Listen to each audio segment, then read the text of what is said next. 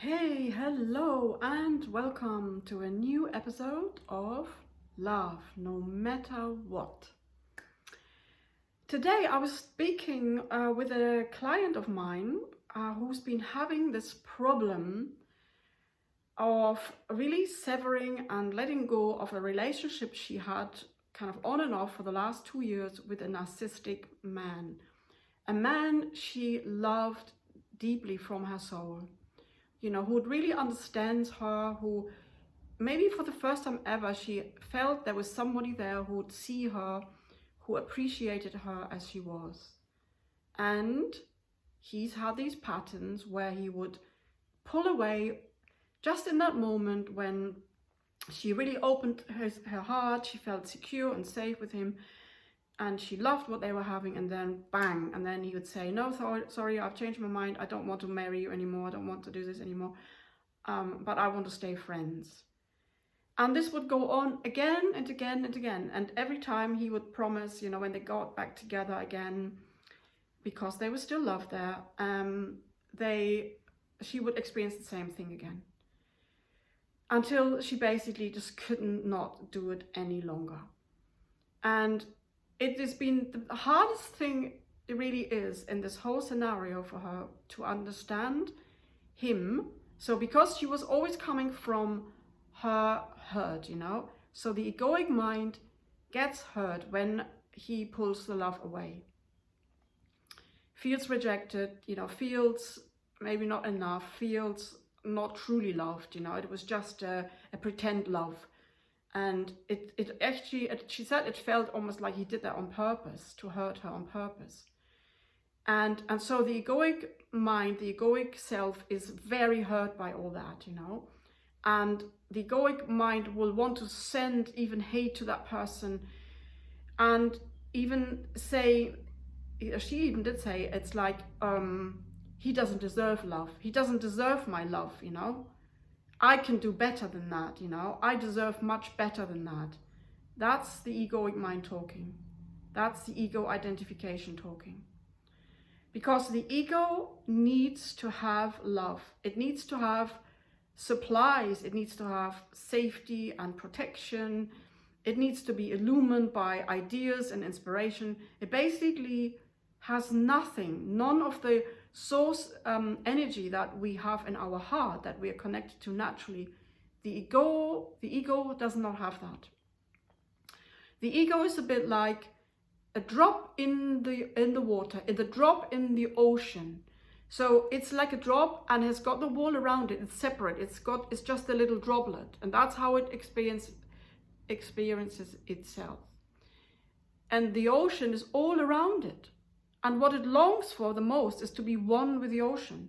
It wants to be loved by the ocean, by the whole, by everything, by everybody.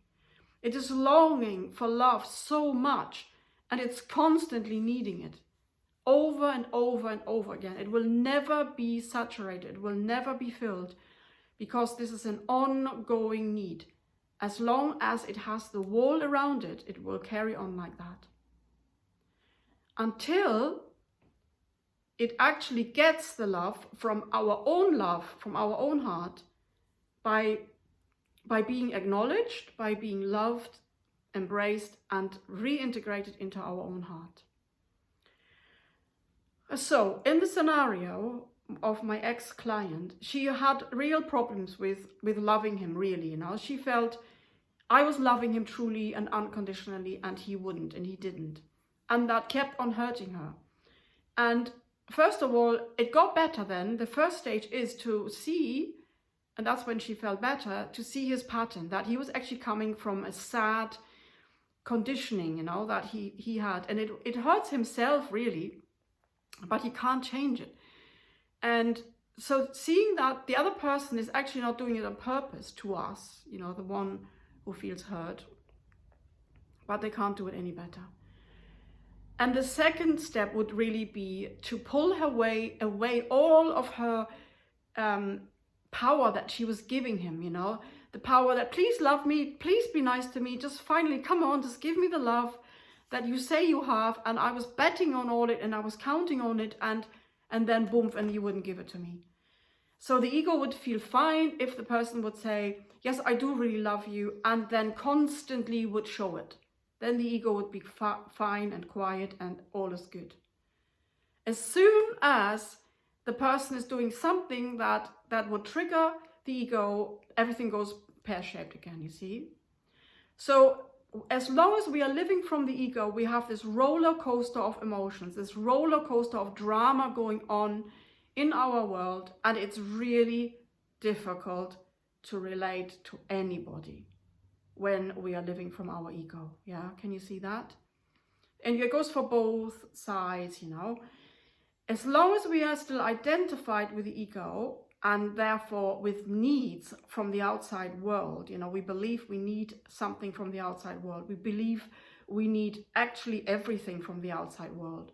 So the minute we maybe lose our job, now in this corona crisis, yeah, people, lots and lots of people lost their job, or they're self-employed people, you know, who were offering a service, maybe coaches, or you know, I mean, there's thousands and thousands of people who can't work, yeah, and you know, and that's really scary. And again, the more we are identified with the ego, the scarier it will be, because the ego believes it has no supply and it is absolutely dependent on the outside world. So on the job, on the clients, you know, it needs the money from the outside.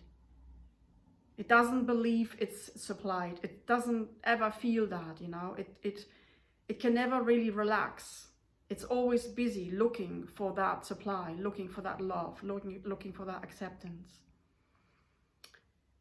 So our task then is to actually heal that ego, to dissolve more and more of that ego. And it's all those parts that are having triggers, you know. I mean, there's many parts in us where there is still unresolved emotions going on. And because of that, we will have triggering moments, you know. A person might say something and boom, there the trigger goes, and we feel really hurt or really angry, you know. And then it would go on and churn in ourselves. It would be very emotional. Everything would be tumultuous inside of us. We would be angry. We would be throwing out anger. We would be throwing out hurt. We would be feeling low emotionally. And having that sort of energy field around us will not attract anything very loving to us. It will attract more drama to us. It will attract people to us who also carry that sort of energy in them. And if we want to come back to our own love and live from our own love, we do need to work with the egoic mind. We need to integrate the pain. We need to embrace it and integrate it into our heart. So more and more parts of the egoic mind are diminishing, you know. The more we're integrating, the smaller the egoic mind becomes. And eventually we feel actually peaceful. There is no more triggers going on. See, I had that in my upbringing. When I was, actually I was only 3 weeks old, my mom told me, when my brother burned himself severely, pulled hot water all over himself, and he was only a year old. And, you know, obviously she had to go to hospital with him, and I had to be left with my grandma. And for me, I perceived it as, obviously, I'm not wanted. I'm just, you know, it's so obvious. I'm not wanted. I'm not loved. You know, I don't count for anything. And so that was the first assumption I created when I was growing up. And then also my parents were both having difficulties actually showing love, both in their own ways, in different kind of ways. You know, my father was very much believing, he was very highly spiritual, and he was believing that the body is totally unimportant. That's what the belief was at that time, you know, that we just have to focus on becoming spiritual and being spiritual, and whatever the body, who cares, you know. He would never do anything exercising, and you know, he didn't even relate what he was eating also had an impact, you know, not in a big deal really, it wasn't very important. And he had a belief that said, hugging or cuddling and giving physical love to your children is not good for them. And he would also never say, I love you, you know. So, and because of those scenarios, I grew up thinking I'm definitely not loved. I'm not lovable. I just actually believed I wasn't lovable. And I wasn't worth anything. I never got any praise.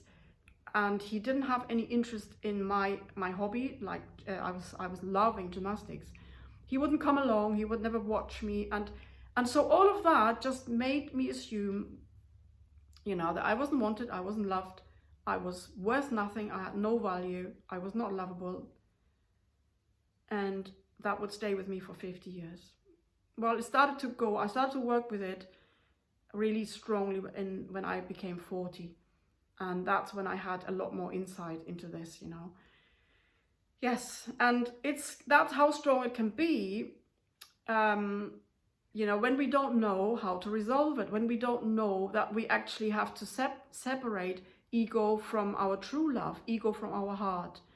And that there is these two entities, there is this duality going on within ourselves all the time. And most people will always switch from, you know, love to ego. It just depending on what's going on around us. And this is what was the case with my ex-client, you know. And for me, I was carrying resentment towards my father really until he died. And, you know, I didn't live it out. I didn't have to tell him, you know, we had a nice enough relationship going on. It was always harmonious. We didn't see each other very often. And well, partly because I was living in England and he was in Germany. But also because I could sense that he didn't understand emotions, and I wasn't able to actually tell him how I was feeling emotionally or so. He most of the time would then explain it from a spiritual realm, yeah, from the spiritual point of view. And so I didn't really feel heard or understood. And what was important though, that I was still feeling resentment towards him. I didn't want that anymore. So the minute he died, really, actually, like the day after, I decided I do not want to carry this any longer now. It has to go, you know. Now he's left, and we need to part on a really loving, totally on a very 100% unconditionally loving note. That's what I wanted. And I actually called in my guides and I asked for help to, you know, to release this now. And it was a very strong intent. And so actually I managed to do that. I really saw where he was coming from, you know. I realized that he couldn't do any better. So this is the first step. Always recognizing the person who is creating, or, you know, so-called making you hurt or angry. Look at their patterns. Look at where they are coming from. What did they have? Do you know anything about their history? Do you know how they were growing up? What sort of childhood did they have? How were their parents to them? Then, secondly, pull back your power, because you've been given all your power to that person. And, you know, I wanted my father to love me. I wanted him to tell me. I wanted him to show me, you know. And he said to me later on that he loved me so much. And I thought, but how did you show me that? You know, and he didn't show it. He just felt it. He just felt it. And kind of, you know, on a spiritual level, I would say, yes, he did love me. But as a child growing up, you know, I needed to have physical confirmation. I needed to hear it. I needed to feel it. I needed to see it. And this is very natural, you know, for children. They need to have love in order to feel love themselves.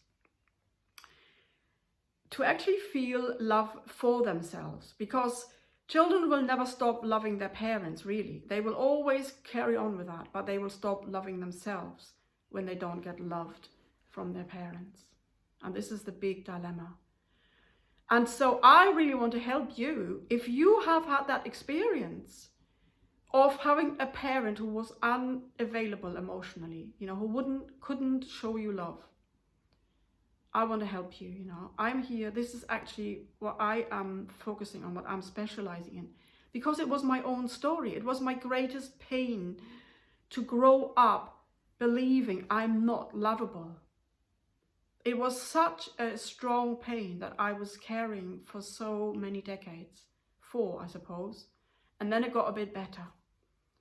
And then I started to train myself, I started to teach myself, but that I am love.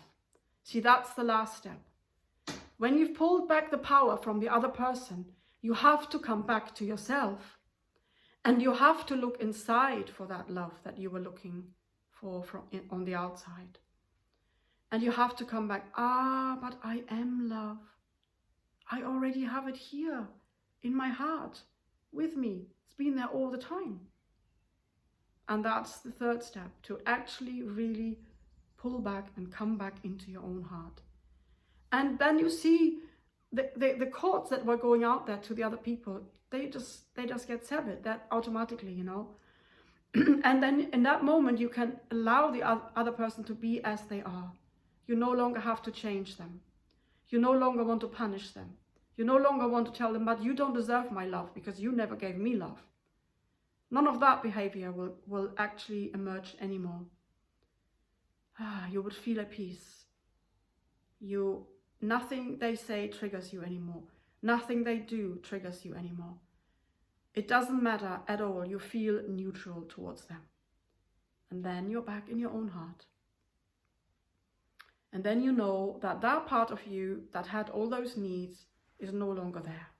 It's now back in your heart, and it doesn't sabotage you anymore. It doesn't upset you anymore. You know, it won't be able to destroy a relationship anymore. Because as long as you have that, you will attract people who have a similar pattern. So the more you dissolve your ego, the less triggers you have, the more able you will be to have a very self-loving, soul-mate relationship. Because it all starts with loving yourself. If you want to enter a really unconditionally loving relationship, it starts with loving yourself as you are and giving you everything that you possibly might need, and not demand it from the outside, from the person you are in a relationship with, you see. That is the most empowering steps we can take for ourselves, to love ourselves as we are and to finally feel loved. And if that's all speaking to you, if your greatest pain is to not feel loved, to not feel seen or heard or understood, to feel unlovable, to feel not wanted, to feel not good enough, and you really are longing for support and wanting to work with somebody to help you undo all those triggers, then just write me a comment underneath the video and I will reach out for you. Okay, let me know if you like this, if this helped you, if this gave you some aha moments. Please like it, subscribe, share with other people, you know, share it on social media. These issues are the most important ones to talk about, because all the problems in our world, really, you know, the problems that we have within humanity, the power issues, you know, the problems we have with some politicians, the misuse, the bad behavior, the horrendous things that are going on are only because the egoic mind is still ruling the people. The egoic mind, who can actually do actions totally without any love, you know. That's the worst case scenario, you know. The ego has lost and completely forgotten all love. And then really bad actions, really unloving behavior is possible. So that's why this is such a passion for me, to not only to help you to uncreate your suffering, to end that, but also end the suffering in our humanity. And we do that step by step, one person at a time. We do that starting by ourselves. That's the most important thing, that we heal ourselves, that we are whole and complete. And then we can go out into the world and give from our love, give from our heart, and spread more love.